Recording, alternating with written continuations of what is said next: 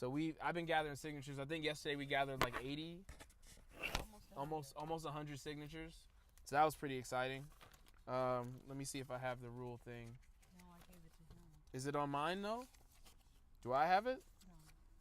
Do we know the rules? Yeah, we know the rules. All right, so let's just go through. Let's remember as many of the rules as we can. No scratch-offs. Sign their name. No scratch-offs. Sign their name, and make sure that when they're signing, that they're a registered voter in Chicago. You have to be there to collect the signature yourself. You can't leave this anywhere and ask people to sign when you're not watching. And make sure when they sign that they're giving their address, their signature. You need to have a pen, not a pencil. Probably blue. Blue would be ideal because then it differentiates and make sure it's not a copy. You don't need to sign anything at the bottom of it yet. Like, so at the bottom of this form, you don't need to fill out any of that yet.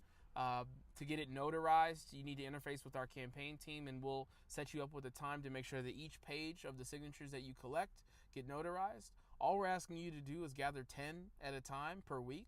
So it took us how long to get 10 signatures yesterday? Like 30 minutes, maybe? Half an hour to get 10 signatures. So half an hour of your time a week, maybe 45 minutes, is all it would take for you to, manage to engage enough people to say, hey, I think this guy's for real. I think he's good enough to get on the ballot. You should have him as a choice to run for mayor. You don't have to vote for him right now. This is not saying you support him, but this is just saying, you know what, it's okay for Neil Salas Griffin's name to be on the ballot to run for mayor of Chicago. And that's all we're asking for you. And I think there's a lot of people out there that are willing to listen, because most of the folks in Chicago haven't had a conversation about any mayoral candidate with anyone. Are there any other things? I know there's a whole full page of rules. Check out the full page of rules. I'm not going to cover all the rules right now because I can't remember them all off the top of my head, but I know how to do this, and we're doing it right, and we're documenting everything as we go. And I hope this was a helpful intro to this process. Don't leave the sheet out of your sight. Don't let the sheet out of your sight. Things get a little shady. What helped me and what I found to be very effective was when people would say, what's your platform? I would start by saying, I think you should know exactly where your money's going in the city as a taxpayer. And when you pay your taxes, you should get a receipt.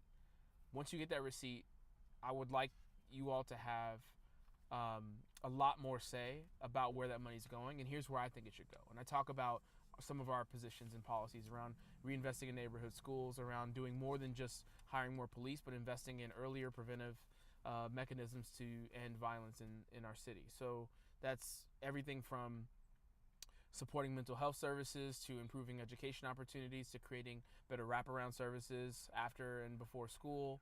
So whenever I make these points and I start by talking about their money, their personal money, and how it's going into the city and not being spent properly, and then I talk about where it should be spent, that seems to be the number one attention getter and conversation starter for me.